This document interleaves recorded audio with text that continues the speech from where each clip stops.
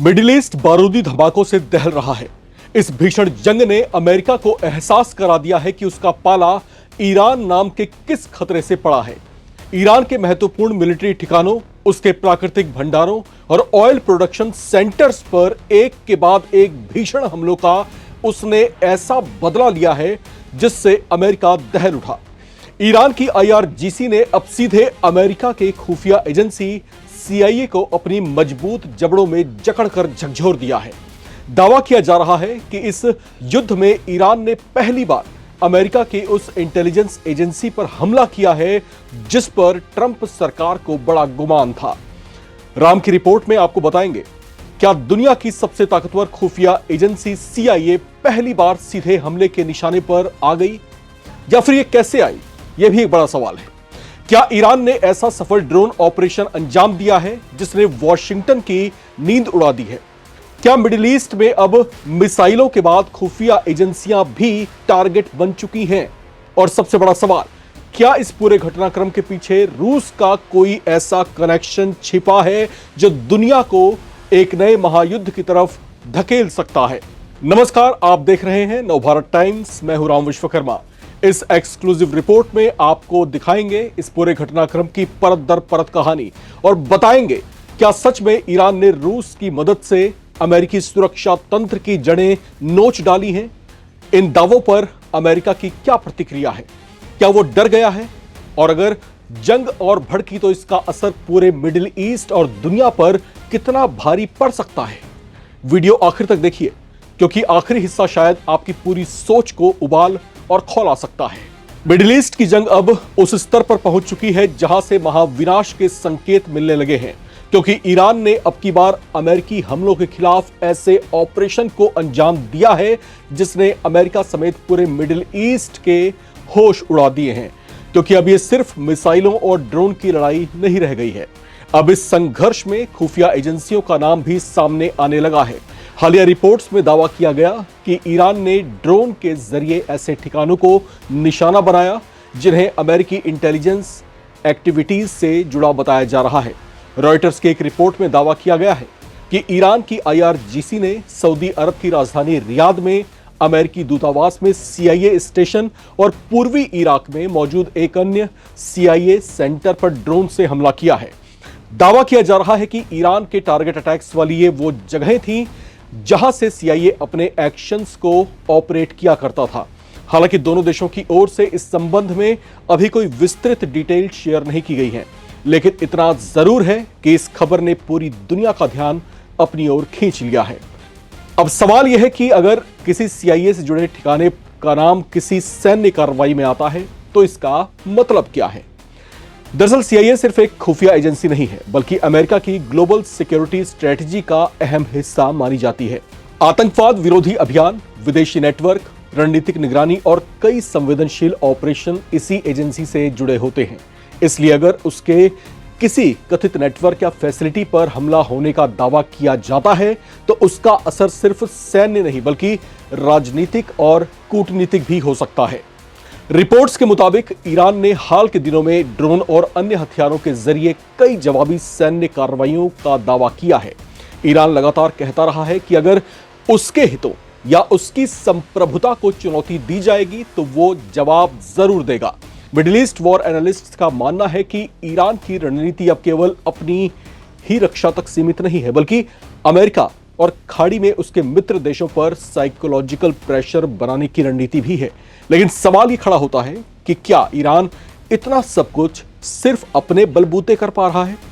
यहीं से शुरू होती है सबसे बड़ी चर्चा, ईरान की जंग में रूस कनेक्शन। दरअसल इस अंतरराष्ट्रीय रिपोर्टों के मुताबिक जांच एजेंसियां यह भी देख रही हैं कि ईरान के कथित हमले में इस्तेमाल हुई तकनीक, नेविगेशन सिस्टम या ड्रोन प्लेटफॉर्म का कोई संबंध रूस से तो नहीं है। कुछ विशेषज्ञों ने यह संभावना जताई है कि ईरान और रूस के बीच बढ़ते रक्षा सहयोग के कारण ऐसे सवाल उठ रहे हैं, लेकिन अब तक कोई सार्वजनिक और निर्णायक सबूत सामने नहीं आया है जिससे यह निष्कर्ष निकाला जा सके कि रूस वाकई सीधे इस कथित हमले में शामिल रहा हो। इसलिए इसे फिलहाल जांच और अटकलों के दायरे में ही देखा जा रहा है। अगर भविष्य में जांच में किसी तरह के तकनीकी या सैन्य सहयोग के संकेत मिलते हैं तो इसका असर सिर्फ अमेरिका और ईरान तक सीमित नहीं रहेगा। यह संकेत होगा कि आधुनिक युद्ध अब देशों के बीच आमने सामने की लड़ाई से आगे बढ़कर तकनीक, ड्रोन और इंटेलिजेंस सपोर्ट के नए दौर में प्रवेश कर चुके हैं। अब बात अमेरिका की। अमेरिका ने इस पूरे मामले पर फिलहाल जो है एक तरह की चुप्पी साध रखी है, सतर्कता वो बरत रहा है। सुरक्षा एजेंसियां घटनाक्रम की जांच कर रही हैं और किसी भी निष्कर्ष पर पहुंचने से पहले तथ्यों की पुष्टि करना चाहती है। विशेषज्ञों का कहना है कि अगर भविष्य में किसी विदेशी सहयोग के ठिकाने या फिर ठोस प्रमाण जो इस तरह के आते हैं सामने, तो अमेरिका आर्थिक प्रतिबंधों, कूटनीतिक दबाव और सैन्य रणनीति में बदलाव जैसे बड़े कदम उठा सकता है। हालांकि फिलहाल इन संभावनाओं पर कोई आधिकारिक घोषणा व्हाइट हाउस की तरफ से नहीं की गई है। अब सवाल यह भी है कि आखिर ईरान इस तरह के कदमों से क्या संदेश देना चाहता है। मिडिल ईस्ट वॉर एनालिस्ट्स के मुताबिक ईरान ये दिखाना चाहता है कि वो केवल अपने क्षेत्र की रक्षा करने वाला देश नहीं है, बल्कि जरूरत पड़ने पर जवाबी क्षमता भी रखता है। हाल के वर्षों में ईरान ने मिसाइल, ड्रोन और क्षेत्रीय नेटवर्क पर लगातार इन्वेस्ट किया है। इसी वजह से उसकी मिलिट्री स्ट्रेटजी को अब कई देश गंभीरता से देखते हैं। इस पूरे घटनाक्रम का असर सिर्फ युद्ध के मैदान तक सीमित नहीं रहेगा। अगर मिडिल ईस्ट में तनाव और बढ़ता है तो वैश्विक तेल बाजार, समुद्री व्यापार, ऊर्जा आपूर्ति और अंतर्राष्ट्रीय राजनीति पर भी इसका असर पड़ सकता है। दुनिया पहले से ही कई संघर्षों का सामना कर रही है और ऐसे में अमेरिका, ईरान और रूस से जुड़ी किसी भी बड़ी घटना पर वैश्विक नजरें टिक जाती हैं। अब चलते चलते कुछ सवाल नवभारत टाइम्स के आप तमाम दर्शकों से। आपको क्या लगता है, क्या ईरान ने अमेरिका के खिलाफ एक ऐसी जंग छेड़ दी है जो कई दशकों तक अमेरिका को उलझाए रखेगी? और क्या ईरान के इन बड़े दिलेरी भरे कथित हमलों में सच में क्या रूस का हाथ हो सकता है, जो ईरान के पीछे खड़ा होकर अमेरिकी सुरक्षा तंत्र की जड़ें हिला रहा है? और अगर भविष्य में रूस की भूमिका को लेकर कोई ठोस प्रमाण सामने आते हैं तो क्या दुनिया एक और बड़े शक्ति संघर्ष की ओर बढ़ेगी? अब ये तमाम सवाल इसलिए भी उठ रहे हैं क्योंकि रूस वो देश है जो इस समय यूक्रेन के साथ जंग में उलझा हुआ है और ऐसा कहा जाता है कि यूक्रेन के पीछे न सिर्फ अमेरिका बल्कि नाटो के जो सदस्य देश हैं वो भी बैकडोर से उसको सपोर्ट करते हैं। यानी रूस को लंबे समय तक युद्ध में उलझाए रखने की कहीं ना कहीं एक ठोस रणनीति है। और अमेरिका का नाम जो है कई बार इसलिए भी चर्चाओं में रहा है क्योंकि अमेरिका जो है कई खतरनाक वेपन्स जो है यूक्रेन को मुहैया कराता रहा है। हालांकि उसकी तरफ से दलीलें ये रही हैं कि हम युद्ध को शांत कराना चाहते हैं, लेकिन उसकी जो डिफेंसिव लाइन जो है उसको मजबूती मिल सके, इसलिए अमेरिका उसको वेपन्स प्रोवाइड कराता है। इस तरह की दलीलें अमेरिका की तरफ से दी जाती रही हैं, लेकिन इसका नुकसान जो है रशिया काफी लंबे समय से झेल रहा है। तकरीबन 4 साल होने को है जब रूस के साथ जो है यूक्रेन की जंग अभी भी जारी है और इसके पीछे वजह कहीं ना कहीं रूस जो है अमेरिका को मानता है। अब मिडिल ईस्ट की बात करें तो यहां पर अमेरिका जबकि खुद ईरान के साथ युद्ध में फंस चुका है, पूरी तरीके से घिरा हुआ दिखाई दे रहा है और जिस तरीके से ये संघर्ष जो है अंतहीन होता हुआ दिखाई दे रहा है, तो ऐसे में चर्चाएं ये भी उठ खड़ी हुई हैं कि क्या एक छोटा सा देश ईरान दुनिया की सबसे बड़ी सुपर पावर से लोहा ऐसे ही ले पा रहा है? कहीं उसके पीछे रूस का हाथ तो नहीं है?